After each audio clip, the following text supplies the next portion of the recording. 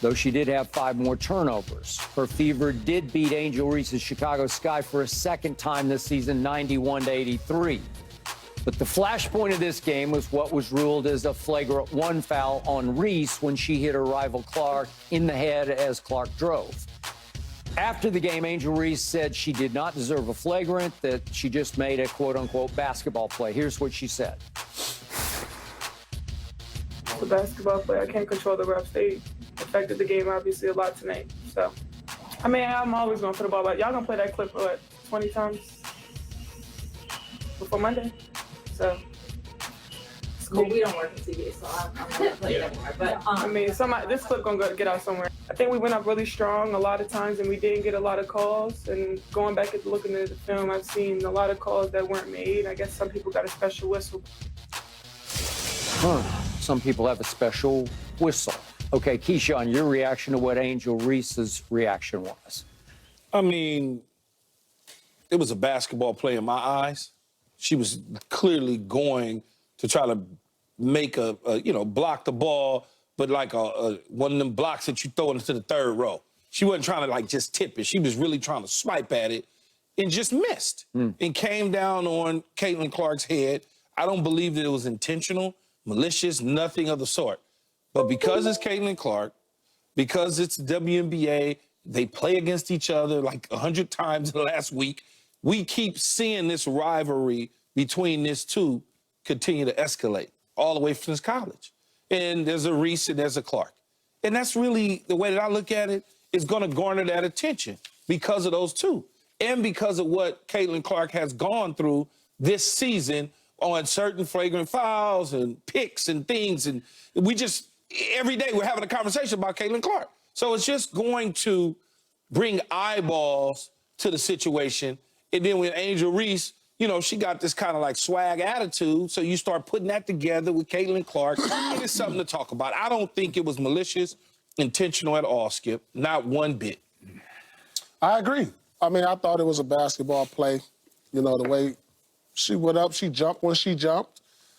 But you know what? There's always, whenever Caitlin Clark is involved, there's always going to be an extra microscope on any little play where there's an aggressive play towards her. Because I was just thinking about earlier in the game when, I forget the other guard's name. They got tangled up. It was early in the game because I was watching it. They got tangled up and the other girl threw Caitlin's arm off and it was a foul on her, but initially Caitlin Clark initiated the contact. You know what I'm talking about, Skip? And I peeped that. So it's always going to be extra eyes when it's involved in her. Was it Kennedy Carter? Kennedy Carter. Okay, that's exactly remember what... she was the one who rammed Caitlin on the dead ball foul that got switched up to a flagrant. Yeah, so, I just think that with her, like I said, there's going to be extra eyeballs whenever. And Angel Reese, she's frustrated with her comments. When you think about her comments, when she talks about is there, the whistle going, extra calls and all of this. I think she kind of directed it at Caitlin, but it wasn't necessarily toward that play. Because when you watch Angel Reese, she complained every play. Every time she went up and missed the layup, she didn't get the call. She out there like Luka Doncic. No, seriously, she was. She just looking at the ref, throwing her hands up, and she was a little frustrated for the simple fact she wasn't getting the call and for the simple fact that her team's not doing well this year. But, she's playing. She's being herself. And I love what Angel Reese is doing. She's been labeled the villain. Okay, we accept that. We love her for being that. And she's going to continue to play hard and be herself, and we can accept that. So that's my reaction to the game, to her comments after the game, and it's got us watching, Skip. I woke up and was like, let me watch this game. I hear you. Likewise. Let me watch this. It started at 9 o'clock in the morning. It started at 9 o'clock, and I usually sleep in on Saturday. I'm usually still in the bed. Sunday, I got up. I even went outside to watch it in my backyard. I said, let me give me a nice little cup of coffee, had my hookah going. And I don't need to know all that, man. And I put the game on, I kicked my feet up. It was Father's Day. It was Father's Day. I was like, let me check this out, though. Yep. I hear you. Ordered DoorDash, all that, didn't you? No, you see, I put that grilled fish, filleted him up. All right. I can't judge intent. I don't know what's in somebody's head or heart when they go after somebody else. Are they trying to block the shot? Here's the weird thing. Look this up before the show, and I still have a hard time believing this, that Angel has only 2 blocks all year. She's not a shot blocker like natural born, where some women, men can just block shots. They just have the instinct. Maybe she's just not real good at it. Yeah, not real good at it, because she's really good at offensive rebounding. That's what she does the best. Yeah. So for the year, Caitlin has 15 blocks and Angel has 2. So, and you would think it would be flipped. Yeah. Because, you know, again, Angel's listed at 6'3" and Caitlin's 6 feet. 6 feet still, it's Pretty tall. substantial size. Yeah. It's pretty good. Okay. All I know is if you hit somebody in the head with kind of your elbow, you kind of whack them across the head, then no matter what the intent is, you have to call that a flagrant foul. Yeah. I mean, you just do. I don't know. Yeah. I think it's a flagrant foul in the men's it's game. automatic. Yeah, okay. So now I listen to her post games, and yeah, she's become the villain. I don't think she wants to be the villain, but she's become the protagonist, the opposite. She's the instigator. She's the instigator. 100%.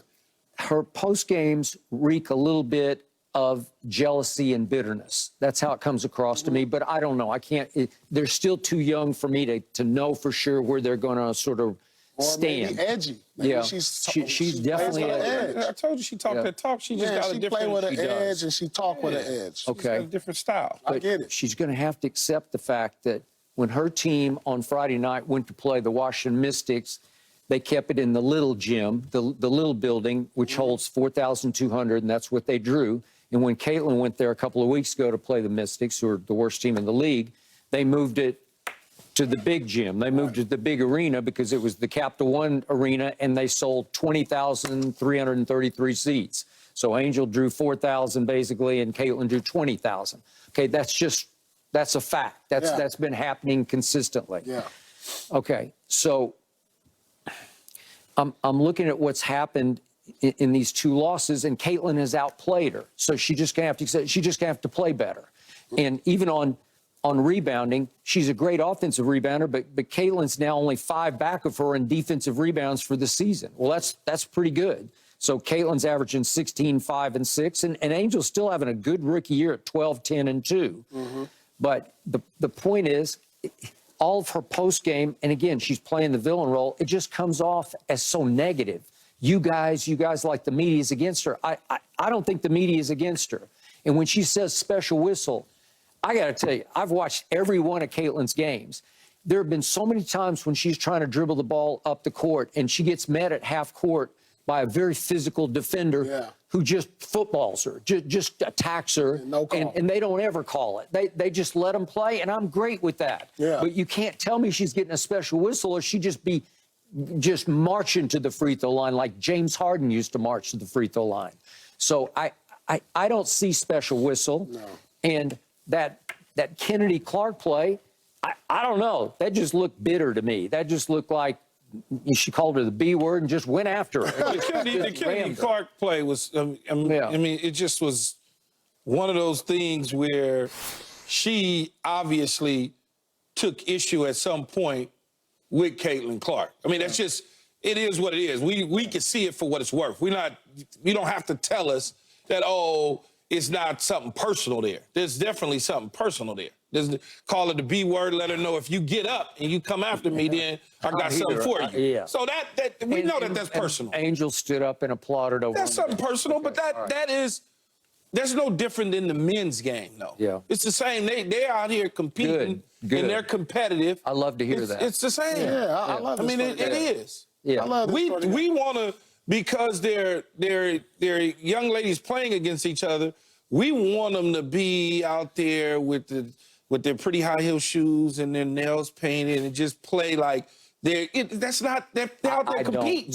I don't. We don't want that, though. We want them out no. there playing basketball. Yeah. And so when it gets to a certain level, Skip, we all sit there and try and find something that we can bicker about one side or the other. That's what we look for. It's just weird to me. And I'm not the biggest Caitlin fan. I'm just saying she doesn't say anything ever to provoke anybody else. It's not, look, It's not, we keep talking about this. It's not her. Yeah. It's everything around her. Yeah. You said there's jealousy. I wouldn't call it, I don't know what other word I would use, but I wouldn't call it jealousy. Resentment? No, it's not that. It's not- It's just like when you come in with a certain type of height. Yeah. It's just like, all right, you coming into our fraternity. Now, you know, to join a fraternity, you got to go through some things. I understand that, You know what I'm but saying? Angel ain't in the fraternity either yet. No, but she's taking her licks too. Pledging. She but pledged. She's taking her licks too. She We is. done seen some games where she done took some licks. But got she thrown to the also- ground. Yes, that's true. Like a lot of the young women that have been in the league even prior to Caitlin Clark, they all feel like, again, Skip, that they were there first. Definitely. Yeah, I get that. I'm in line first. Yeah. In line. And here comes Skip Bayless. They gonna open up the rope for him. They gonna tell me I gotta wait. No. He ain't got no damn reservation. Agreed. And he's just gonna walk up there and they gonna let him in. I've been standing here for an hour. Okay, but Caitlin keeps saying, I don't want to walk around the line. That's what she's saying. Yeah. But the W or the media or whatever, they said, no. We gonna open up the rope for you. And the other girls have said, no, we've been in line. That's what it is. It's not jealousy. It's like, she can wait.